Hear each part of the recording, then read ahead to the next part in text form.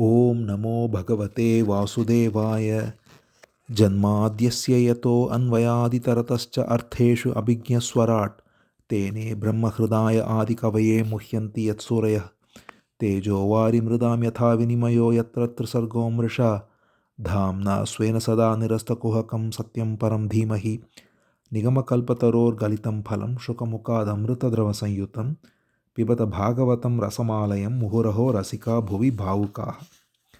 We now enter the 6th chapter of the 10th Skandha of Srimad Bhagavatam. So Shuka Brahma Rishi continues. He narrated the meeting of Nanda and Vasudeva in Mathura, and after that Nanda is coming back. Nanda is contemplating on the words of Vasudeva, because Vasudeva said that please go back to Gokul immediately because there is all kinds of calamities, because he knows that Kamsa is looking for all infants in his kingdom and killing them. So he said, please go back and take care. So Nanda is thinking to himself that Vasudeva must be right. He is a wise man. So he prays to God and he is coming back. Meanwhile, Kamsa had dispatched a demoness called Putana. Putana is a demoness, a female demon who's very terrible, and she is going about killing infants. So, as we saw, Kamsa has all these various demons. They all came to give him counsel. We saw the names of all of them, and Putana was the first among them. Putana, Trinavrita, Aghasura, Bakasura, and all of them. So now we will see each one of them make a procession, finding their way to Krishna, just as moth finds their way to flame. So Putana comes. She has been going around on the orders of Kamsa to find infants who have been born recently and killing them. So she comes to hear of an infant boy born in Gokul. So she is coming there. But here Shuka Brahma Rishi beautifully says that all these demonesses, they cannot create any harm in a place where Bhagavan's names are being chanted.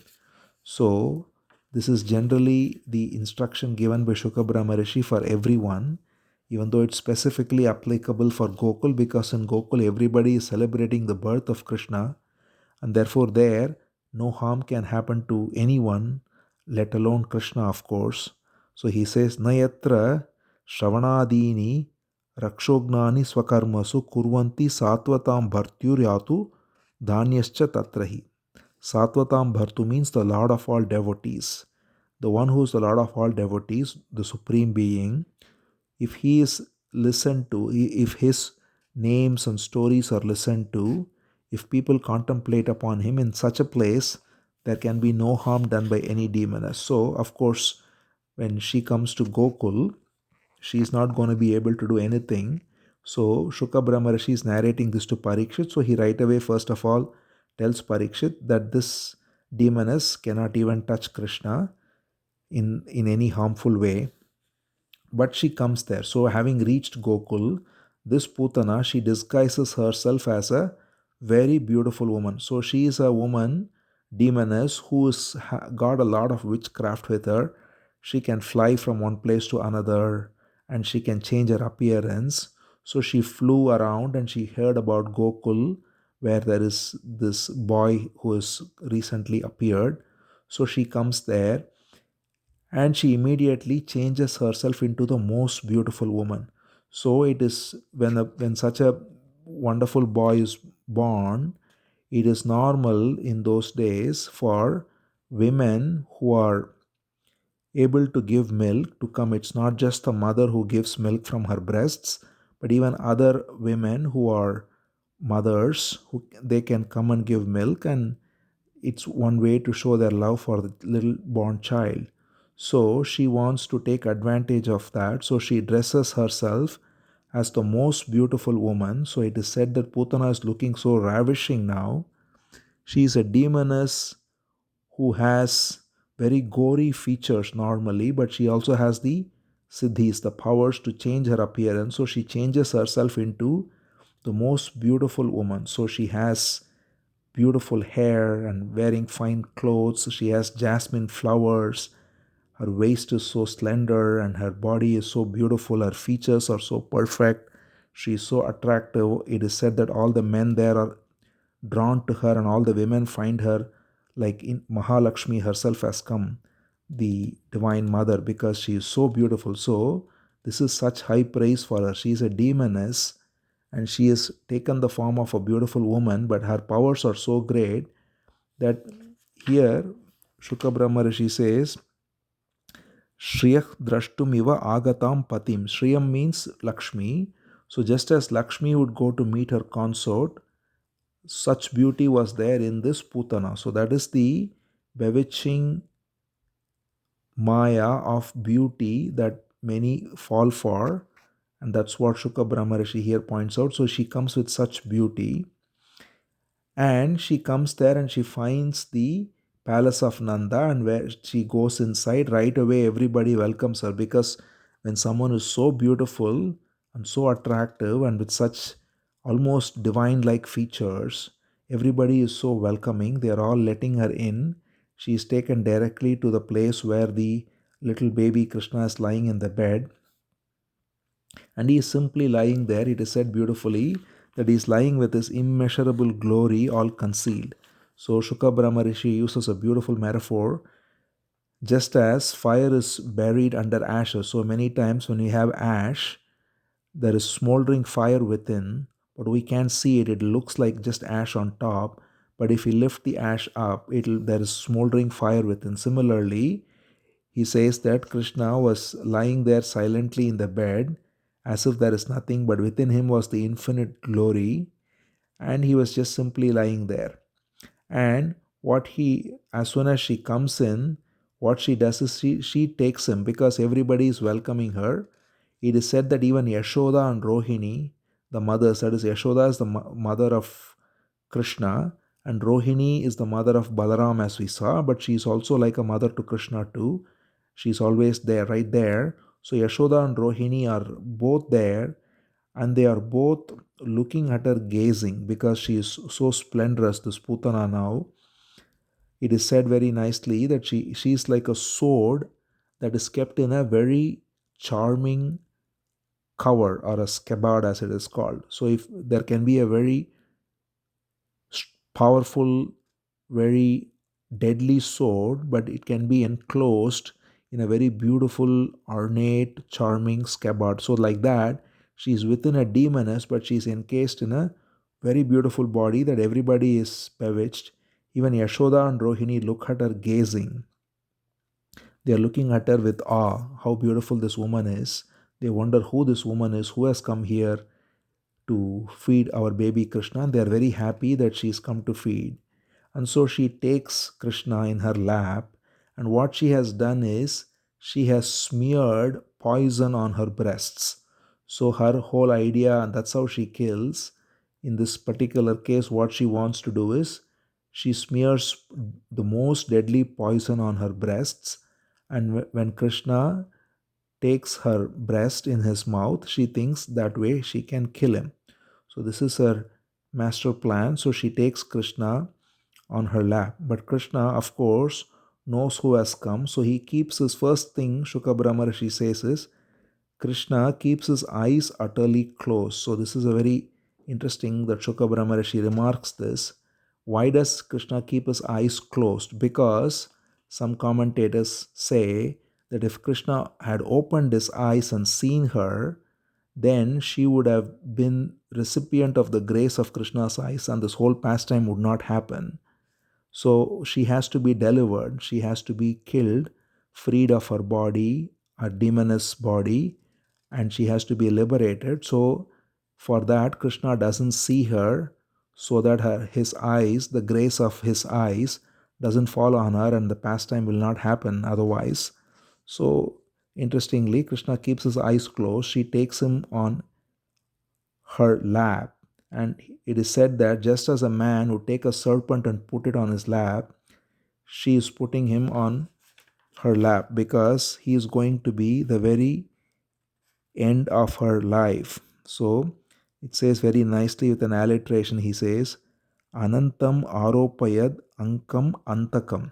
Anantam is the infinite Lord. She takes the infinite Lord, puts him on her lap, and thereby she is putting Antakam, her very end, on her lap. So, by putting the infinite Lord on her lap, she is putting her very end on her lap. And as the two mothers are gazing, they don't know what's going on. They are such innocent women. They are cowherd women. Yashoda is a cowherd woman. And so they are very innocently, naively looking at this beautiful woman and happy that she is feeding her baby Krishna.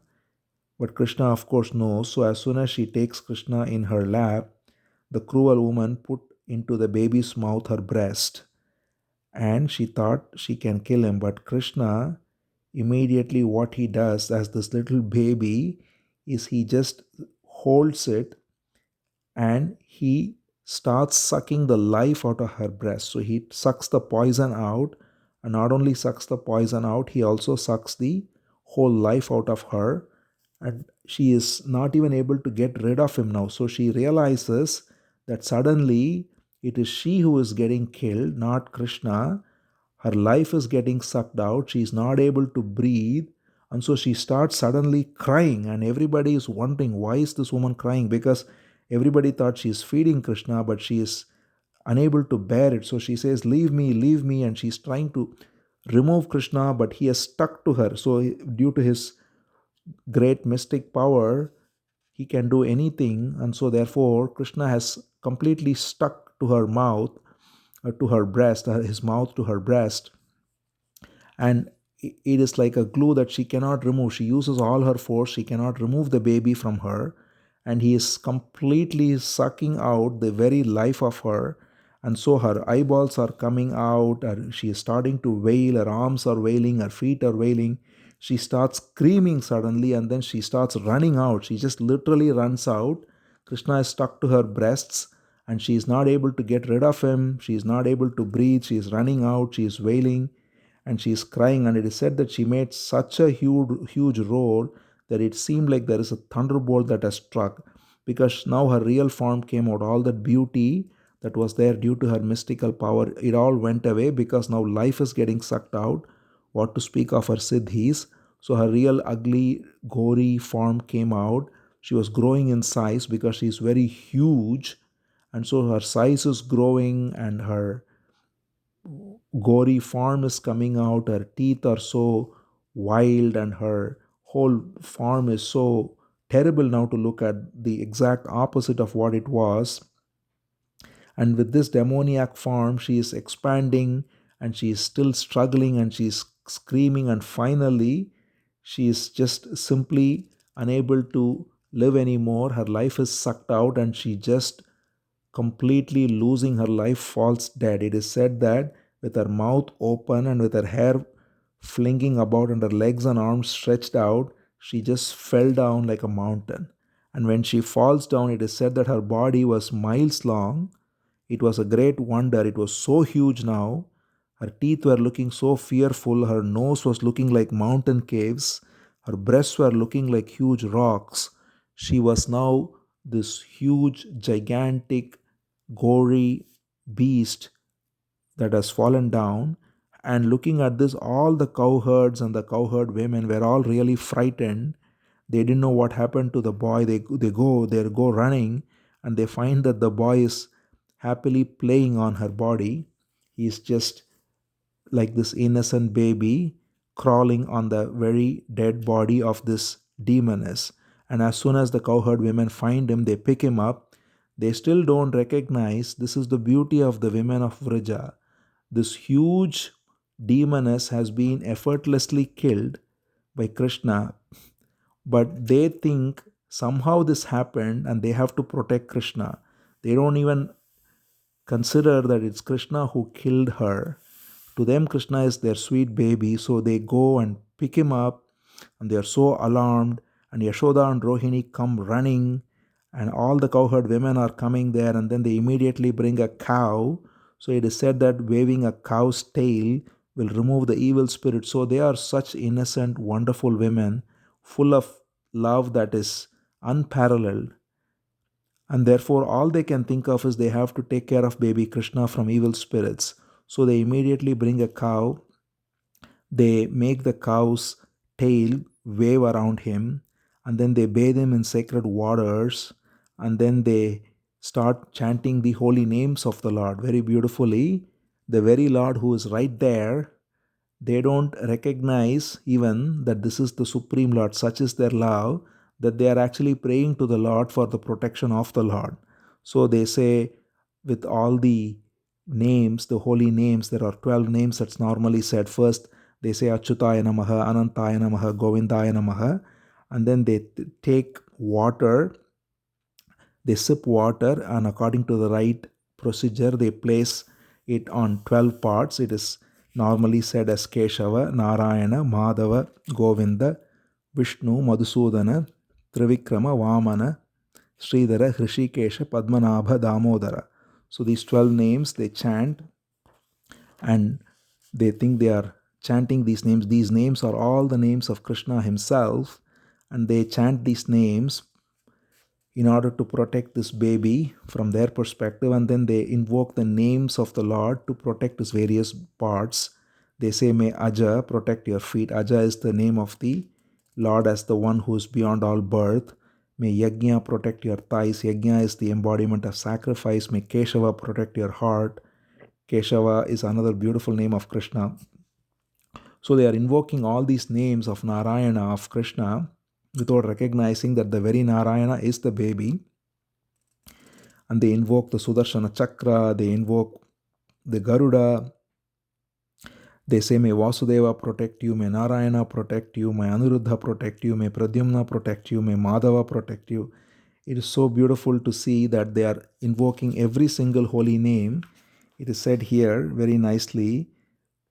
So they say, Kridantam Patu Govinda, Shayanam Patu Madhava. So Kridantam, may your place be protected by Govinda. May your lying down be protected by Madhava. Rajantam Avyad Vaikunta, may your movements be protected by Vaikunta. Asinam Twam Shriyaf Patihi, may your seat be protected by the Lord of Lakshmi. So, in this way, they are beautifully saying prayers. Again, all of these are names of Narayana, which is Krishna himself, and they are invoking Krishna to protect Krishna, which is the beauty of this whole pastime of not just this episode, but every episode in Vrija. With this motherly affection, it's called as Vatsalya Rasa. This Vatsalya Rasa or parental affection is when they treat baby Krishna as their own baby that who needs protection, and they offer all these prayers. And then after all these prayers are offered, Yashoda now takes the son to her lap, and she wants to make sure that he is not affected by the milk he has drunk. Of course, he is not the least affected, but she is, being the mother she gives her breast to Krishna so that he gets the right loving milk, and then he goes to sleep. So this is how Putana is finished off, and all the uh, women of the cowherd people, along with Yashoda and Rohini, take care of Krishna. Meanwhile, it is said that Nanda has come back from Mathura. So he is on his way at the time.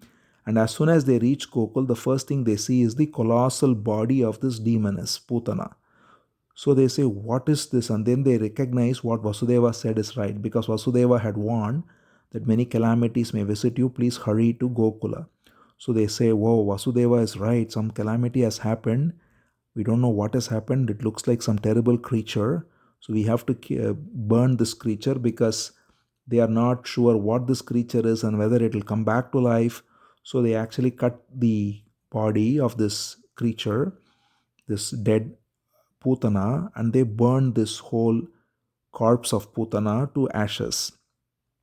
But the most amazing thing that happens is when they burn this body of Putana, the most amazing fragrance comes out of this body, because it is said that all her sin was removed by Krishna sucking her breast. So, because she was so fortunate, even though she is an evil demoness, her final act was to be in physical contact with Krishna and to be blessed by Krishna. And he actually sucked her breast out. So he not only removed her poison, but he took all her sin out on him. And therefore, she was completely liberated. And that is why the body of Putana too emitted such amazing fragrance.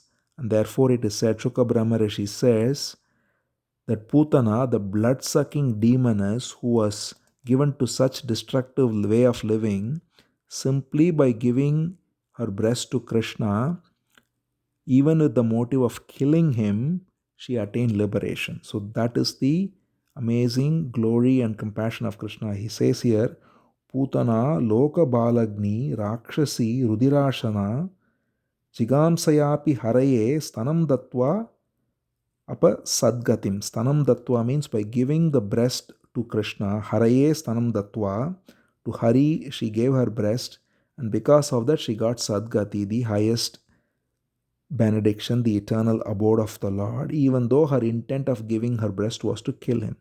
Such is the glory, and therefore Shuka Brahma Rishi says, if this is the destiny of Putana, then what more can be said of those who actually revere and love Krishna? Even one who comes to Krishna with hatred, because he comes to Krishna, he is delivered, or she is delivered in this case. Then what to speak of those who come to him with love? He says beautifully, the Supreme Spirit, and therefore all the affectionate mothers there, that is all the cowherd women, headed by Yashoda and Rohini, who all gave him milk, and the cows that gave him milk, they all gave milk out of love. When the one who gave milk out of intent of killing him got liberated, what to speak of those who gave milk out of love? So that's the way beautifully Shuka Brahma Rishi glorifies these women, and he says, even the demoness whose breast the Lord sucked, she ascended to the supreme abode. Then Devaki and Yashoda and all the mothers, what wonder that they are all going to attain the highest destiny, the highest abode. And therefore, he says, for such glorious devotees, and anyone for that matter who comes to Krishna with pure love, he says very beautifully, rebirth that comes only out of ignorance is impossible for those who look upon Krishna with love, those who look upon him as their son out of parental affection. So this is why this Vatsalya Rasa, this mood of parental affection towards Krishna is so beautiful, that there are many who adore Krishna as baby. There is even wonderful temples where the baby Krishna form is worshipped, and he is treated as the son, and the parental love is bestowed on him. He is not seen as the all-powerful Supreme Lord, but as this infant baby who needs to be taken care of. And that parental mood of love is so pure that they are immediately bestowed the highest benediction. So here Shuka Brahma Rishi says, Bhagavan Devaki Putraha Kaivalyadya Akila Pradaha Tasam Aviratam Krishne Kurvatinam Sutekshanam Naf Punaf Kalpate Rajan Samsaro Ajnana Sambhavaha. So Bhagavan Devaki Putraha means the son of Devaki, Krishna, who is capable of giving Kaivalya, that is the supreme liberation.